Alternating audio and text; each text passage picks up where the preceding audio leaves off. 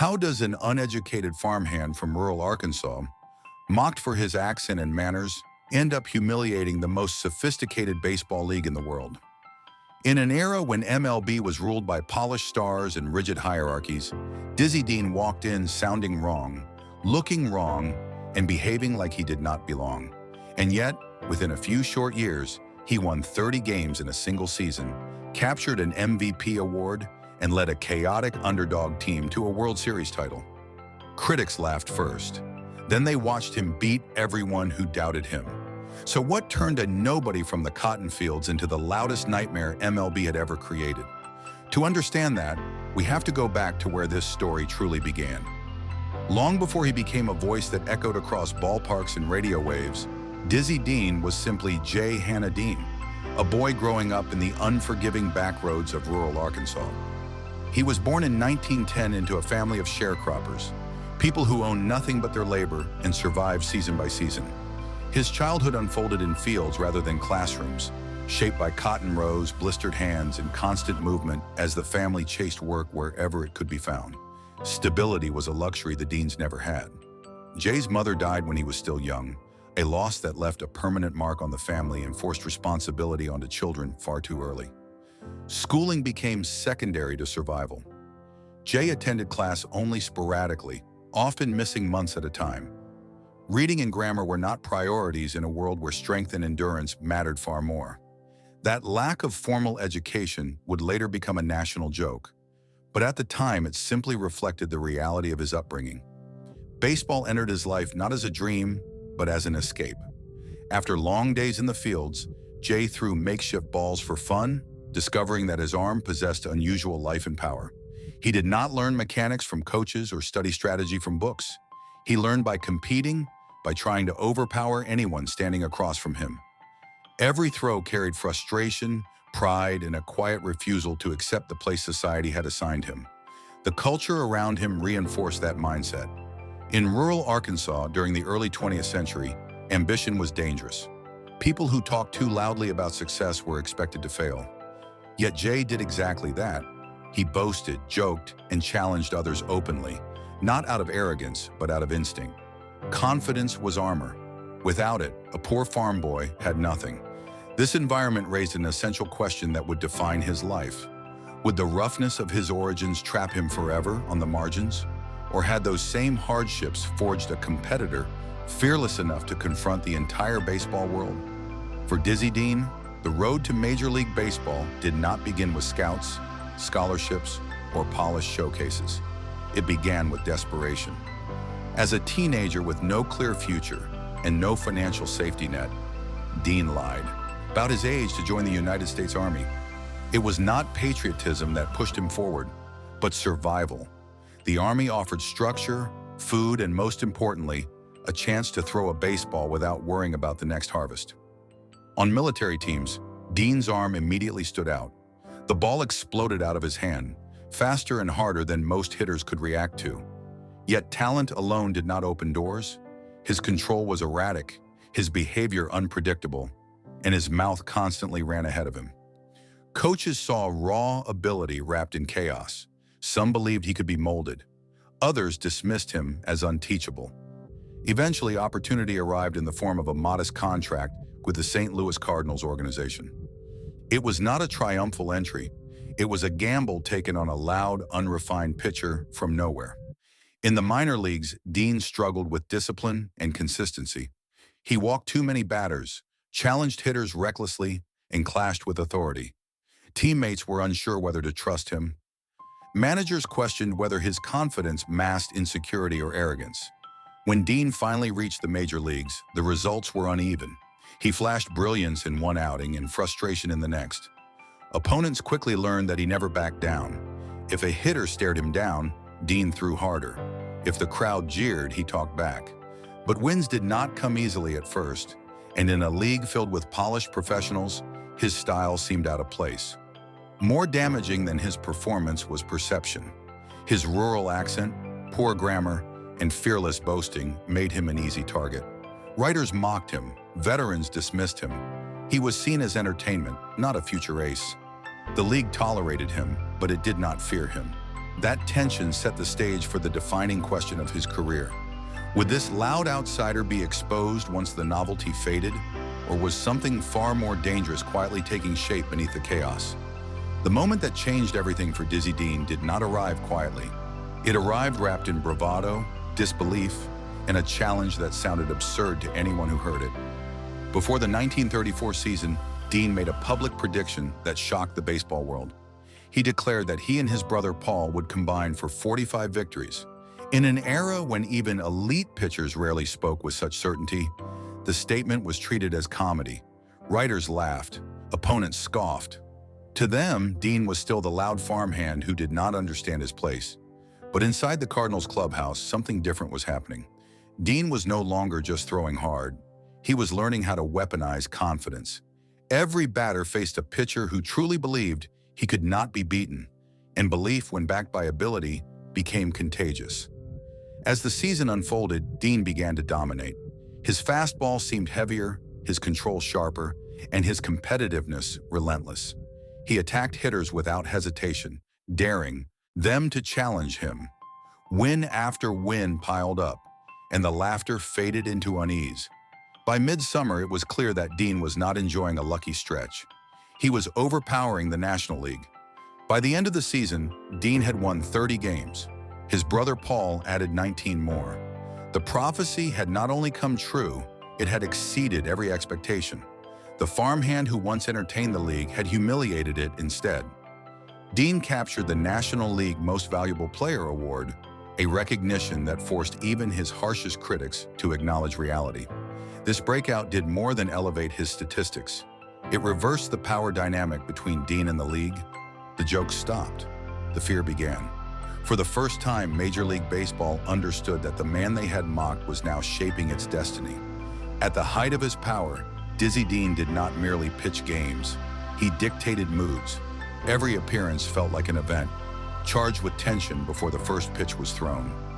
The St. Louis Cardinals of the mid-1930s were already a disruptive force, known for their rough edges and refusal to play quietly. Dean became the embodiment of that identity. When he took the mound, the game stopped being polite and started becoming personal. Dean's dominance was built on an aggressive simplicity. He trusted his fastball and his nerve more than elaborate strategy. Hitters often knew what was coming, yet knowing did not help them stop it. His pitches carried an unusual heaviness, exploding late and forcing hurried swings. More than velocity, it was his certainty that unsettled opponents. Dean pitched as if doubt did not exist. That confidence spread through his team and unsettled everyone else. Crowds reacted intensely to him. Home fans adored his bravado and his willingness to talk back to anyone. Road crowds booed relentlessly, but Dean thrived in hostility. He responded to noise with sharper focus, often gesturing or speaking to batters between pitches. The psychological battle became part of his weaponry. Opponents were not just facing a pitcher, they were facing a challenge to their pride. The 1934 World Series elevated this dominance into legend. The Cardinals entered as underdogs, chaotic and unrefined compared to their opponents. Dean set the tone early, embracing the pressure rather than shrinking from it. During the series, he was involved in one of the most famous moments of his career, when he was knocked unconscious attempting to break up a double play. The image of Dean lying motionless shocked fans and seemed to threaten the Cardinals' momentum. What followed only deepened the myth. Reports claim medical examinations showed nothing serious, a phrase that quickly took on symbolic meaning. Dean was seen as indestructible, a man too stubborn to be broken by pain. He returned to the series and delivered when the stakes were highest. In the deciding game, he shut out the opposition completely. The performance was not elegant. It was forceful, relentless, and absolute. The Cardinals won the championship, and Dean stood at the center of the celebration. During these peak years, Dean collected accolades that validated his dominance. He won 30 games in a single season, a feat that remains unmatched in the National League. He earned the league's Most Valuable Player award, not as a quiet technician, but as a loud disruptor who bent the game around his will. Each honor reinforced the same truth. The man who had been mocked for his background was now the standard others were measured against. Yet the true essence of his peak was not confined to trophies. It was how completely he controlled the narrative of baseball during that brief window. Writers had to write about him, fans had to watch him, opponents had to account for him. Even those who disliked his style could not ignore his results. He forced Major League Baseball to confront an uncomfortable reality. Talent did not require refinement to dominate. These seasons burned brightly, leaving a lasting imprint precisely because they were so intense. Dean's peak was not a long reign built on careful preservation. It was a storm that arrived suddenly, overwhelmed everything in its path, and reshaped the landscape before moving on. And hidden beneath that brilliance was the quiet truth that storms cannot last forever. The collapse of Dizzy Dean did not arrive with drama or warning. It arrived disguised as inconvenience. In the 1937 All-Star Game, a sharply hit line drive struck his foot, fracturing a toe. In another era, it might have been a footnote. For Dean, it became the turning point that unraveled everything he had built. Rest would have been the sensible choice. Dean refused it immediately. Sitting out felt like weakness, and weakness contradicted the identity he had spent his life constructing. Determined to return, he adjusted his pitching motion to protect the injured foot. The change seemed minor, but it shifted the stress of every pitch onto his arm. The body that had once absorbed punishment without consequence began to betray him. At first, the decline was subtle. His fastball lost its late life. Control that once appeared effortless became inconsistent. Pain followed him from inning to inning, yet he continued to pitch, believing determination could overpower physiology. It could not. Hitters noticed the difference before he accepted it. The fear was gone. Where batters once waited cautiously, they now attacked. The psychological toll was as severe as the physical one. Dean had always defined himself through dominance and defiance. To struggle openly on the mound forced him to confront vulnerability for the first time. Baseball offered no sympathy. Younger arms emerged. Teams adjusted quickly. The attention that once surrounded him shifted elsewhere, leaving behind silence where admiration had been. Dean attempted comebacks, searching for the version of himself that once humiliated the league. Each return carried hope, and each ended in frustration. The injury had not merely damaged his mechanics, it had broken the rhythm that made him special. Confidence without results began to sound hollow, even to him. This period revealed the cost of his greatest strength. The fearlessness that fueled his rise also accelerated his fall. He pushed when restraint was required. He challenged his limits when acceptance might have preserved them. In the end, the tragedy was not that his career ended early. It was that it ended while the memory of his dominance was still vivid, creating a painful contrast between who he had been and who he could no longer be. Yet within that loss lay the final layer of his humanity. The man who once seemed indestructible was, in truth, no different from anyone else. He was fragile, and that fragility made his brief brilliance resonate even more deeply. When the career of Dizzy Dean is reduced to statistics, it appears almost incomplete. His time at the top was brief, his decline was sudden, yet numbers alone fail to explain why his name still echoes through baseball history. Dean finished his career with fewer victories than many Hall of Fame pitchers, but his impact reached far beyond the box score. At his peak, Dean represented something rare. He was not refined, careful, or diplomatic. He was raw authenticity in an era that desperately needed it. During the Great Depression, fans did not only want heroes, they wanted someone who sounded like them, struggled like them, and dared to challenge a system that often ignored people from the margins. Dean's grammar was mocked by critics, but embraced by working-class America. When broadcasters tried to correct his speech, he famously brushed it off, turning the criticism into humor and defiance. His voice became part of the national soundscape.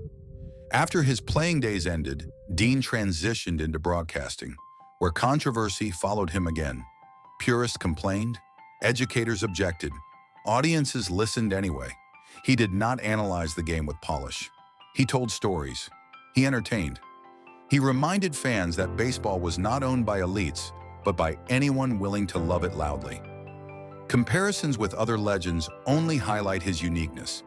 He did not dominate for a decade like Walter Johnson. He did not age gracefully like Cy Young. Instead, Dean burned brightly and briefly, like a storm that reshapes the land before disappearing. His career asks a deeper question. Is greatness measured by longevity or by the ability to define an era? Dean's legacy lives in the courage to be unapologetically oneself. He proved that excellence does not require perfection. Sometimes it requires belief so strong that it forces the world to adjust. The story of Dizzy Dean does not end with perfect symmetry. It ends with a reminder. Baseball history is often told through long careers, clean statistics, and polished legends. Dean disrupts that pattern. He arrived from nowhere, spoke in a way the sport tried to reject, and played with a confidence that felt almost offensive to those who believed the game had rules about who was allowed to dominate it. He did not humiliate Major League Baseball by insulting it. He did it by winning, by predicting success out loud and then delivering it, by walking onto the field as an outsider and forcing the league to adjust to him rather than the other way around. For a brief electric moment, the hierarchy collapsed. The farmhand stood above everyone else. His fall was just as human as his rise. One injury, one adjustment, one reminder that even the boldest figures are fragile. Yet that fragility does not diminish his legacy, it sharpens it. Dean's greatness was never about endurance, it was about impact, about how loudly a single individual could shake an entire system before time caught up. When we look back at his career, we are not just remembering wins and losses. We are remembering a challenge to convention, a refusal to be quiet, a voice that belonged to people who were rarely heard. So the question remains, how many other legends were never polished enough to be celebrated, yet powerful enough to change the game when given the chance? If this story made you rethink what greatness truly means, consider sharing it, leaving a comment, and subscribing for more forgotten legends whose echoes still matter today.